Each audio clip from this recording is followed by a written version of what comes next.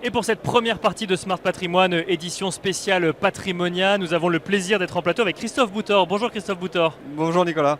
Merci d'être avec nous sur le plateau de Smart Patrimoine ici à Patrimonia. Vous êtes le président de Telamon. Alors on va raconter l'histoire de Telamon sur les 2 dernières années, au moment où vous êtes ouvert aux particuliers, mais Telamon ça existe depuis longtemps avec une forte expertise en accompagnement d'investissement, mais plutôt à destination d'investisseurs institutionnels, Christophe Boutor. Alors tout à fait, on a un groupe qui a une trentaine d'années, on est un gros promoteur en logistique, parc d'activité résidentielle. On est un des leaders du marché sur la logistique et on s'est ouvert effectivement à l'asset management il y a une dizaine d'années, beaucoup pour le compte de grands institutionnels et effectivement on a ouvert la gestion collective il y a à peu près 2 ans avec la société civile Nao Logistique qui est dans la thématique logistique comme son nom l'indique. Pourquoi aller vers le marché des épargnants, des particuliers, du conseil en gestion de patrimoine, Christophe Boutor? Parce qu'on a une expertise métier dans le groupe, à la fois de développeurs, d'asset managers. On l'a éprouvé, mise au service de grands institutionnels et on s'est tout simplement dit pourquoi on ne mettrait pas ça au service du grand public, qui plus est sur certaines classes d'actifs qui étaient encore assez confidentielles à l'époque et qui ont des fondamentaux relativement forts. Et alors aujourd'hui, qu'est-ce que vous proposez chez Telamon?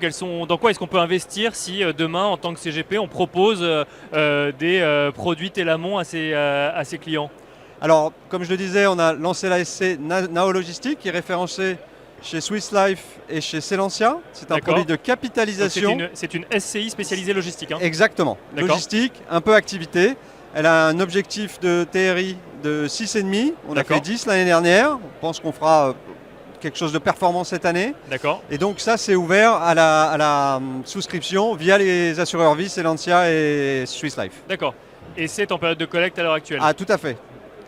Quelle conviction sur le marché de la logistique? Ça fait longtemps qu'on en parle depuis la crise Covid. Effectivement, on sent que la logistique, avec les achats en ligne de plus en plus conséquents, c'est un marché porteur toujours selon vous chez Telamon? C'est un marché très porteur. C'est une des premières classes d'actifs recherchées par les institutionnels. Les anglo-saxons parlent de bed and sheds. Oui. Et pour des raisons qui sont assez simples à comprendre, avec le développement du e-commerce, le e-commerce prend beaucoup de place en surface logistique. Pour traiter la même quantité de marchandises, vous avez besoin de 3 fois plus de mètres carrés en espace logistique, tout simplement parce que vous réservez des grands espaces dans vos bâtiments pour constituer les colis uniques. Bien sûr, bien sûr. Plus le e-commerce monte, plus les besoins en mètres carrés logistiques sont importants. Et les besoins en mètres carrés en logistique sont encore importants à l'heure actuelle, ils continuent à progresser? On a un taux de pénétration en France de 14% du e-commerce, ils sont à 19% en Allemagne, à 25% au UK.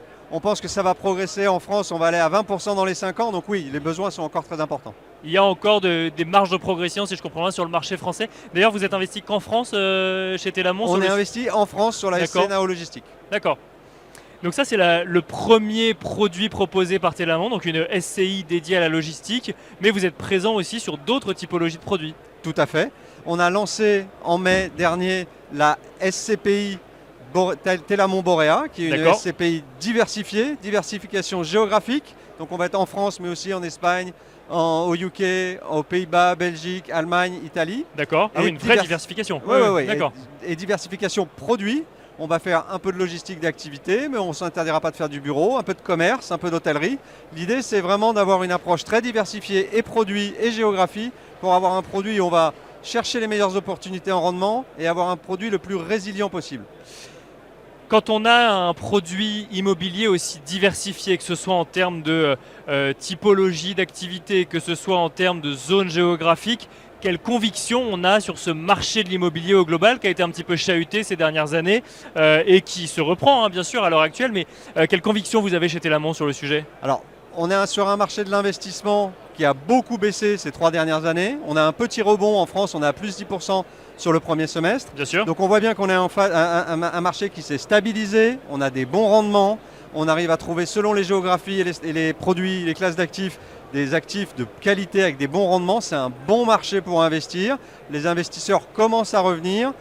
On a un bon spread par rapport au taux de financement. Donc pour nous, c'est un marché qui est très sain. C'est une fenêtre d'opportunité à l'heure actuelle? C'est une bonne fenêtre d'opportunité. Et le fait de pouvoir choisir sur plusieurs géographies et plusieurs classes d'actifs, nous, on revoit à peu près 20 à 30 opportunités par semaine. Donc on a un vrai choix et des vrais arbitrages et de qualité des actifs et de rendement. Alors vous répondez à la question que je voulais vous poser et que je vous pose quand même, c'est que comment on fait pour trouver des opportunités quand beaucoup d'acteurs font le constat qu'il y a un moment particulier aujourd'hui et qu'il faut aller saisir les opportunités s'il y en a pour tout le monde? Je pense qu'il y en a pour tout le monde. Il y a un certain nombre d'acteurs, mais finalement en France, il y a 4-5 acteurs qui font l'essentiel de l'investissement en Europe. Il faut savoir que dans certains grands pays, les institutionnels ne sont toujours pas revenus. On a un vrai équilibre acheteur-vendeur. On n'a pas de pression à la hausse sur les prix. Donc après, il faut être sélectif et chaque société de gestion est sélective sur les produits, sur ses choix, sur les prix, sur ses stratégies. Mais on est sur un marché qui est très sain, avec de bonnes rentabilités et avec une vraie profondeur. Les stratégies sont les mêmes en France, en Espagne, en Italie, aux Pays-Bas? Les stratégies et les logiques d'investissement sont les mêmes. L'objectif, c'est toujours de trouver... Nous, on vient de l'immobilier, hein, on est un opérateur. Donc c'est d'abord l'emplacement, la qualité de l'actif, la qualité du locataire, la longueur... C'est dans ce sens-là d'ailleurs, c'est d'abord l'emplacement, qualité d'actif, qualité locataire. La qualité du locataire, la longueur du bail, parce que c'est important dans une SCP qui est un produit de rendement. Et donc on mixe tous ces facteurs d'analyse, la profondeur de marché aussi d'un actif, pour savoir si le locataire s'en va, est-ce qu'on peut le relouer. Il ne suffit pas de raisonner qu'à l'aune de la longueur du bail. Et donc oui, il y a vraiment de quoi faire. Il y a des produits, nous on regarde des choses, je vous dis en Espagne, au UK, on trouve vraiment pas mal de choses intéressantes à des prix qui nous semblent très corrects. On a entendu que le bureau c'était fini, d'autres nous disent que le résidentiel c'est compliqué, certains nous disent que c'est le commerce de proximité qui souffle le plus. Quelles sont vos convictions vous sur l'immobilier qui fonctionne aujourd'hui? Alors je comprends que vous avez une approche par opportunité, hein, bien sûr, dans ce moment de marché, mais derrière est-ce qu'il y a des secteurs quand même qui fonctionnent mieux que d'autres ou est-ce que c'est pas du tout la logique quand on va investir en 2025? Il y a des secteurs qui ont des propres dynamiques, il y a des pays qui sont plus dynamiques que d'autres. Par exemple, l'Espagne est beaucoup plus dynamique d'un point de vue macro que la France. Néanmoins, les rendements sont meilleurs, les loyers progressent plus vite. Oui. Et après, classe d'actifs par classe d'actifs, vous n'allez pas regarder de la même façon un hôtel ou un commerce ou une plateforme logistique. Il faut rentrer dans la logique de marché de l'actif pour une plateforme de logistique. Est-ce qu'on est sur un bon hub logistique? Est-ce qu'il y a de la profondeur de marché? Quel est le type de locataire? Et c'est la même chose sur chacune des classes d'actifs. Donc il faut être capable d'avoir cette analyse de spécialistes, segment par segment, pays par pays. D'accord, et de rester ouvert finalement à toutes les classes d'actifs, tous les secteurs. D'accord. Bien sûr, moi j'ai regardé des... C'est qu'une question de prix d'achat si je comprends bien, et de locataire. Et de qualité d'actifs. Oui, et puis aussi volontairement, on va rester sur des actifs avec une certaine granularité.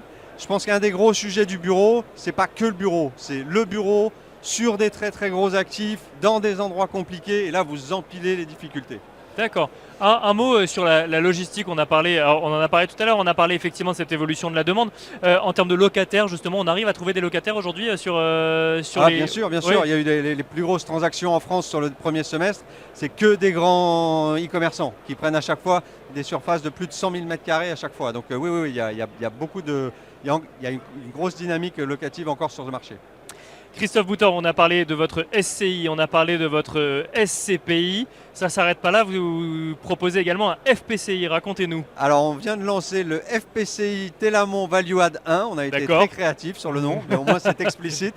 L'idée, encore une fois, c'est de dire on est dans un bon moment de marché où toutes les courbes de prix se repentifient comme il faut et il y a des vraies opérations Value Add qui commencent à émerger avec des bons points d'entrée, que ce soit sur des sujets d'activité logistique ou des sujets Paris intramuros sur des immeubles mixtes dans des opérations de marchands classiques.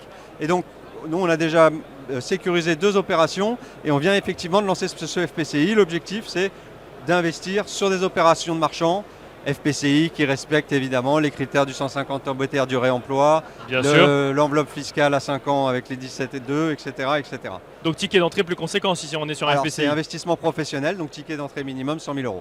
D'accord, ok. Et pourquoi aller sur ce type de produit? C'était une demande des CGP avec lesquels vous échangez? Alors nous, on part, c'est prétentieux ce que je vais dire, mais nous on part de nos convictions et de ce qu'on voit. De professionnels de l'immobilier, enfin du secteur. Oui. Et moi, ça fait 5 ans que je m'intéresse aux opérations Value Add. Les prix de marché n'étaient pas là, il n'y avait pas la place pour créer le TRI. Il faut avoir un TRI qui vise 10-12%. Bien sûr. Donc il faut vraiment trouver des opérations sur lesquelles il y a de la performance à faire. Et là, on commence à avoir des vraies opérations qui fonctionnent. On est ici à Patrimonia, édition septembre 2025. Qu'est-ce que vous avez envie de dire aux professionnels de la gestion de patrimoine à la lueur de ces 2 ans que vous avez sur ce marché effectivement des épargnants particuliers? C'est un marché qui s'améliore en lisibilité, qui après avoir été beaucoup secoué avec beaucoup de problématiques sur des gros véhicules historiques, retrouve une dynamique. L'immobilier est un sous-jacent qui reste important dans les allocations d'actifs des clients. Et aujourd'hui, c'est un bon moment pour re-rentrer sur le marché en étant prudent, en étant sélectif. Mais franchement, sur toutes les stratégies, il y a vraiment des choses à faire en immobilier et il y a des niveaux de rendement, on arrive à trouver des niveaux de performance qui sont très satisfaisants qu'on n'a pas connus depuis de nombreuses années. Merci beaucoup Christophe Boutor de nous avoir accompagnés ici sur le plateau de Smart Patrimoine, donc à l'occasion de Patrimonia. Je rappelle que vous êtes le président de Telamon. Merci beaucoup. Merci Nicolas. Et quant à nous, on se retrouve dans un instant.